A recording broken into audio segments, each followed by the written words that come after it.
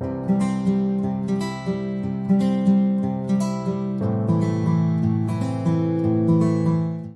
everyone, welcome back to the channel. This is the next video in the exception handling scenarios series with UiPath. This is the second video in the series, and let us see the agenda for this video. First of all, we are going to create a scenario where we are going to explain the try, catch and the finally mechanism. Post that, we are going to explain the try and catch with the help of an example and a demonstration in UiPath Studio. Post that, we are going to see how exactly the multiple catch blocks operate and what is the order of precedence if I have multiple catch blocks. I am going to explain why System.Exception block is important in the exception handling. And lastly, we are going to see the finally block of exception handling. We are going to say what it is and how exactly does it operate and why this is important. In case you haven't already watched the video number 1, that was Introduction to Exception Handling, where we are discussing about error, exception, system versus business exception, what is the scenarios where the business exception occur, what are the activities available. All of this is pretty well explained in the video number 1. I'll put the link in the description and you can refer that.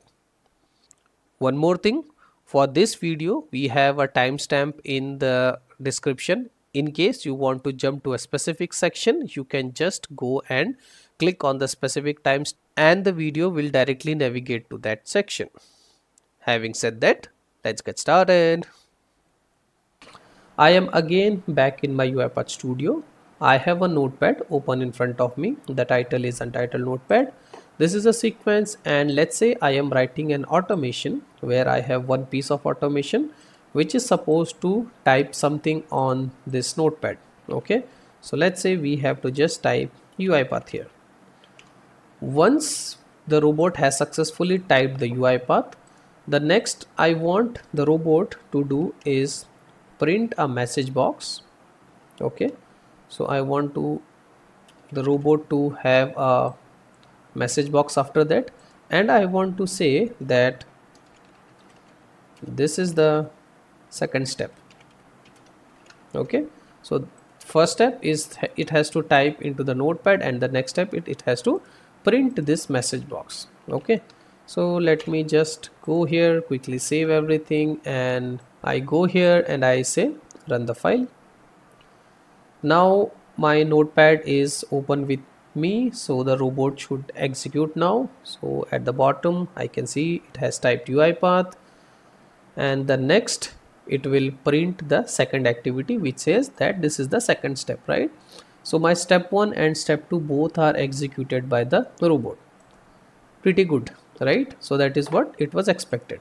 Okay, now let me go here and I will now make some changes to the environment or to the application. Now let's say what happens that my notepad file is not available. Okay, so now again the automation is exactly the same. The automation is looking for the notepad to type, and then it has to print that this is the second step. Now if I save this one and if I just go here and I say run the file, now again the robot will execute. We have just seen in the first place when the notepad was available, it was successfully able to print, but now there is no notepad file available. It will just wait for the default timeout, that is 30 seconds, and after 30 seconds it will say that okay, I was not able to find that notepad. That means I was not able to find the selector, and it will give me a selector not found exception. So as of now, if you will see, I have not done any kind of exception handling, right? If you will see, I have just got a runtime execution error, and the exception type is selector not found exception, and it has not given me the message box also because the robot failed in this step only, right? Now just try to relate this scenario with the diagram which I was showing in my automation, that if one step breaks, the second step is not executing. Okay, Now let us see how exactly exception handling can play an important role here. Okay, the first activity that we have to use to do the exception handling is the try catch. So you have to simply go here and try and use this guy. If you want to see all the available exception handling, so you just have to go to the workflow, and inside the workflow you have error handling, right? And these are all the activities: try catch, throw, terminate, workflow, and rethrow. Okay, we are going to see them how these activities are working properly. Now you would say that, Mukesh, when you were showing the PPT, you shown us something which is called finally, right? Where is that finally? That will come, no worries there, as it is a part of this guy only. Okay, so the first activity which we use to exception handling is called the try catch. I simply drag and drop the try catch here. Okay, so now as soon as you drop the try catch activity, it has three blocks. One is the try, one is the catch, and along with the try catch block you get something which is called finally. Okay, so this is the place which is available. This block is containing available with the try catch. So how do I get the try catch activity? I will do it once again. You go here and you just drag and drop. Okay, now the try catch activity has three segments, as I told: the try, the catch, and the finally. Now whatever activity you feel might throw an exception will go into the try part. Okay, I'll just repeat: whatever activity or the part of automation which you feel might break or throw an exception will go to this try block. So if I ask you now, in this both two activities, which activity should I put in the try block? Because just now I have seen when the notepad is not available, this guy was breaking and it was throwing a selector not found exception. So I will just drag and drop this activity inside the try block. Okay, like this. Okay, now what is happening here? I am telling UiPath that, see UiPath, this is an activity which I am putting in the try block, and I want to let you know that this activity might break and it can throw some kind of exception. Okay, so now UiPath will ask me, okay Mukesh, understood, now tell me what kind of exception it will throw. Okay, now as a developer I know that yes, this has just thrown a selector not found exception, right? So in the exception there is a drop down. Okay, if you will see here, there is a big drop down which has some by default available, but you can always click on this one which says browse for type, and it has all these kind of exception whichever are possible. So for us, we have just seen that it was selector not found, so I will just select the one which says selector not found exception and I click OK. Now this error is gone. That means I am telling UiPath that, see, this is an activity which may break, you have to take care of that. Now UiPath asks me, you tell me which kind of exception is this. I am telling UiPath that this block will give you selector not found exception. Okay, and UiPath says, okay, I got you, I have got this selector not found exception. What do you want me to do next? So I say UiPath that whenever you get this exception, I want you to just write a line in the notepad, or now you can just log a log message, anything, right? So for me, I am just writing a message that exception handled. That's it. Okay, so I am telling UiPath again that in the try block, whatever activity I have kept, this might throw an exception because I have just seen it was selector not found exception. And if it is a selector not found exception, I want you to print this line. Okay, and job done. Okay, we'll talk about finally a little bit later. Now let us see what happens. Okay, I will just put a debugger here, breakpoint, so that we are able to see what exactly is happening with the workflow. Okay, and I will say debug the file. Okay, that means I am running the automation in a debug mode, and we will be able to see one step one by one. Okay, first the robot has come here. Now I have clicked on step into. That means now I am telling UiPath that you go and print in the editable text. Okay, now again the robot is searching for the notepad. Prior to this, when there was no exception handling, we have just seen that it has thrown me that exception out of the program, saying that the selector is not found. Now with the help of try catch, I have encapsulated this thing in try catch, and now this entire block in exception handling. Okay, now if you will see, the control has moved from the try block to the catch block, and in the catch block whatever exception handling you have done, right? So for me, I have just printed the text. I will click on step into, and step into, and I have got the message box, right? So I'll hit on continue, and if you will see in the output, I can see exception was handled. That means if you see the difference now, if I just go and run the file now previously the automation broke. Now if I am running the workflow, what is happening? UiPath is catching that exception. It is going to the catch block where we have handled the exception. Now to handle the exception, you can do anything.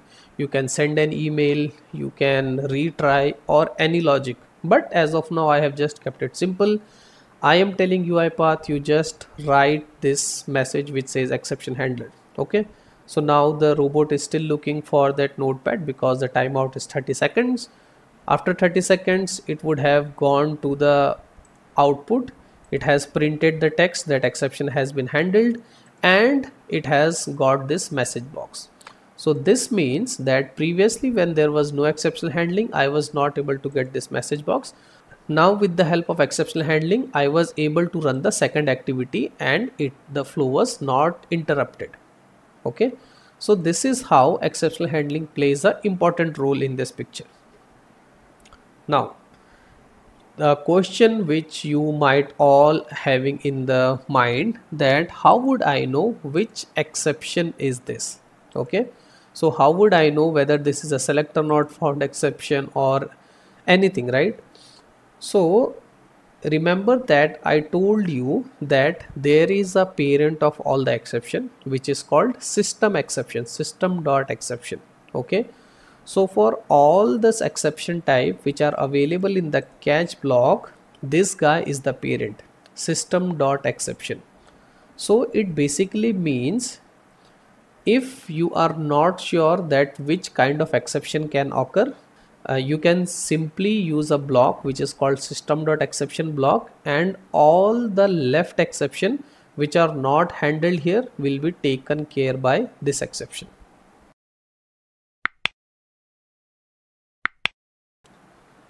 Okay, so now moving forward, let me introduce one more exception to our program. Okay, I'll take an assign activity. So I have a variable which is an integer variable which is having a value of 20, and I having a string variable which is having a name RPA. Okay, so I will type a code here where I say I want to assign this integer value a number which says convert dot to int 32, and I will type here str underscore name. Okay, so if you will see this code now, what I am trying to do here, I am trying to convert the name value to an integer, and what I have in the name value, I have in the name value RPA. So the program would not be able to convert RPA to an integer variable, right? But now let's say I have written this code, I know that this code can break, and I have put a try catch block here. But now what happens if exception handling is done? Still, will it work? Will it not work? What are the next step I have to do? Let us see all of those. Okay, so type into editable text, it is having a selector not found exception. We have seen because the notepad is not available, right? Now I have introduced one more exception here, but we have now done the exception handling. Let us see if I just go here and try to run the file. Okay, now let us see what happens. And we got an exception. We got an exception of system.format exception. Now the question would arise, I have done the exception handling, why I am getting this error? Okay, most of you would have guessed it, or by intuition, that yes, we have only handled the selector not found exception, but we have not handled the format exception. So that is why this exception is coming. So what I have to do is, you have to always go here, and now in the browse for type, if I go here and type format exception, system.format exception, hit OK. And let's say, how do I want to handle the format exception? Again, the same thing. Whenever there is a format exception, I would just want to write a text that format exception handled. Okay, now let me save. I will go back to our program and let me try to run the file now.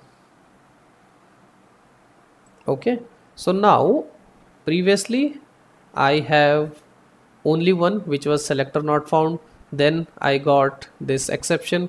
Now if you will see, I have directly got into the step which says this is the second step.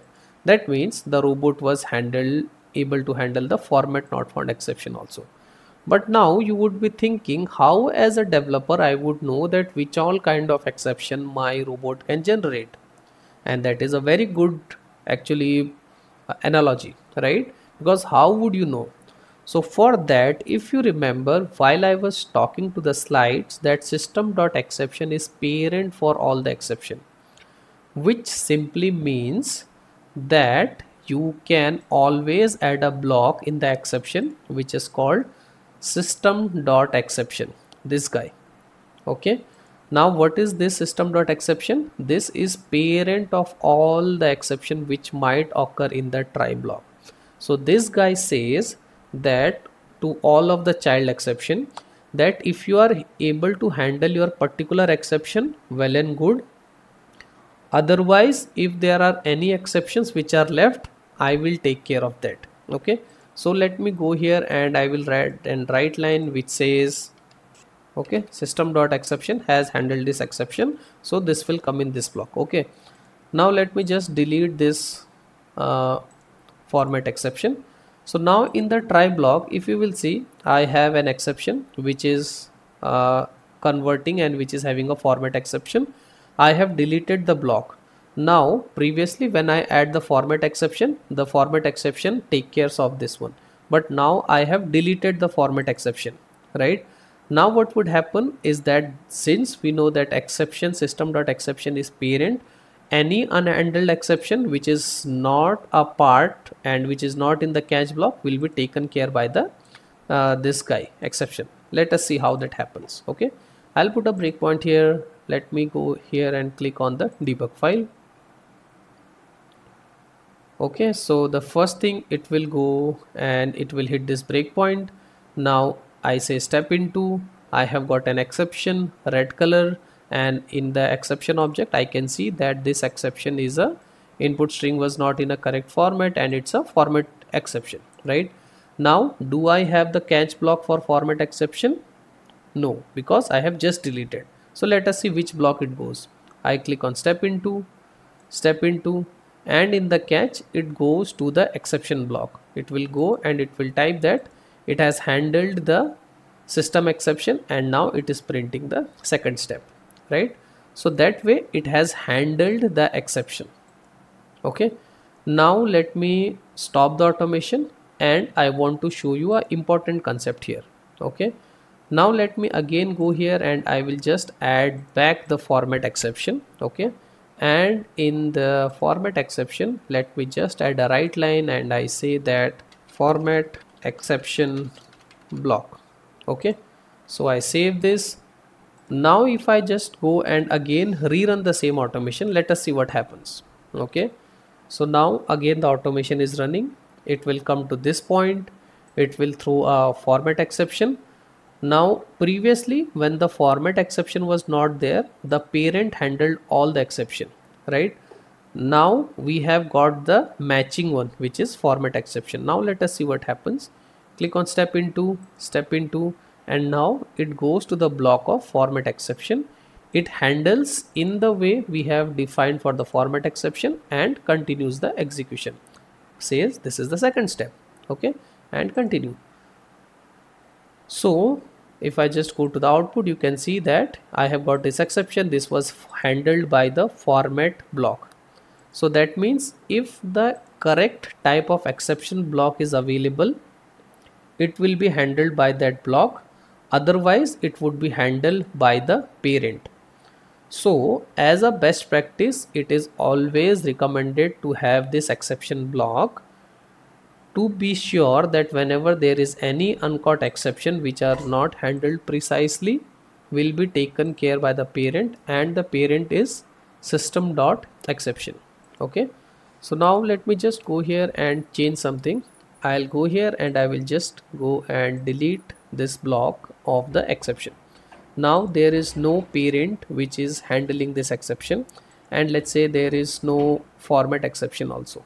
Okay, I'll just go here and I say delete. Now in the try I have a format exception. In the catch I don't have a format exception, nor I do have the parent, right? So now if I just go here and I say run the file,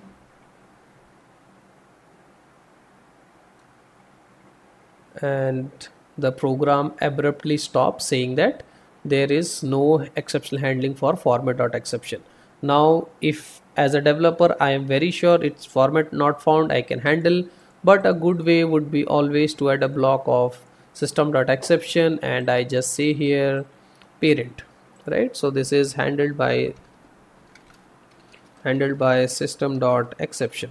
Okay, now I will just save it. Now if you will see, I don't have the format exception handled here, right? But I say go here, run the file. Now it would be handled by the parent, which is System.Exception, and we get the second step, right?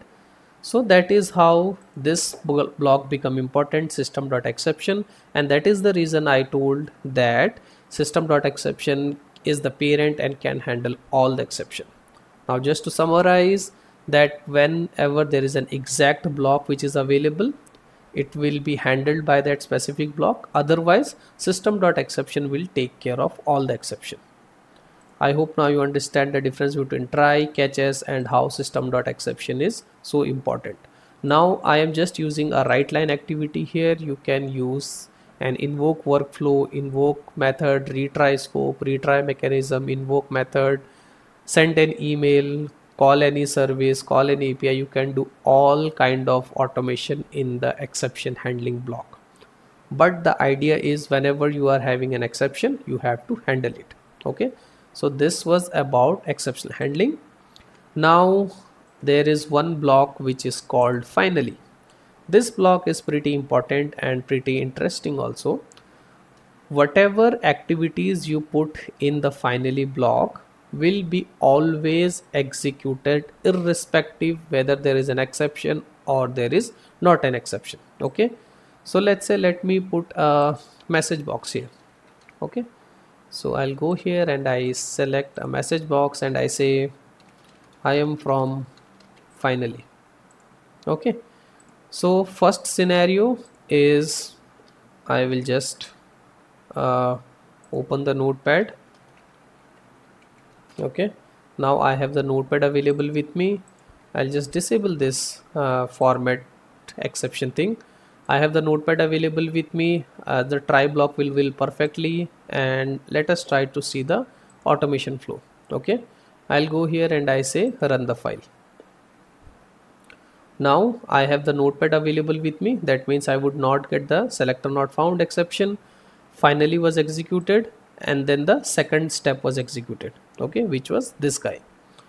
So now finally was executed when there was no exception in the process. Okay, let us try to introduce one exception. Now let me go back to the automation. I'll just enable this exception. I will handle the exception using the exception block. Okay, and exception is handled. I have an exception here. Now let us see how the automation behaves. Okay, I'll go here and I say, now if you will see, I have an exception here, right, which is going to through the format not found exception. There is no catch block, but we have handled it by the exception block. Okay, now let us see what is the flow. So if I go here and I say run the file, now the automation will execute. And if you will see again, I am getting this message which says I am from finally. Okay, and this is the second step. So now if I ask you what do you understand by finally, it is a simple concept that whatever things you put in finally block will be always executed. Okay, whether there is an exception or not, this block will be executed every time. So if I have something which is written on the finally block, that will execute. Now the question arises, what are the things that I will put in the finally block? So you will put the things such as closing the connections. So you have opened a connection to a database, and now let's say your execution is successful, you want to close the connection. You got some exception, you still want to close the connection. So that are the things which you would put in the finally blocks, that all the things which you want to happen at any cost, whether there is an exception or there is a successful run. So those things would be put in the finally block. It is a straightforward block that comes with the try catch. Okay, now one last thing which I want to show about the try catch block. So there is, let's say you think that this activity can throw an exception. Okay, so you not have to necessarily always drag and drop a try catch activity. You can always right click on this and there is an option which says surround with try catch. The shortcut is Ctrl plus T. You just have to go here and select this, and it will automatically put this thing here, and in the catch block you have an option to select the correct kind of exception. Okay, so that was all about try, catch, and finally. I hope it cleared the concept of the exception handling for you. Okay, so I would like to wrap this video here. I hope now you understand the try, catch, finally. Now you understand how multiple catch block operates. You understand the importance of System.Exception block, and now I hope you understand what exactly is finally. So thank you for watching and happy automation.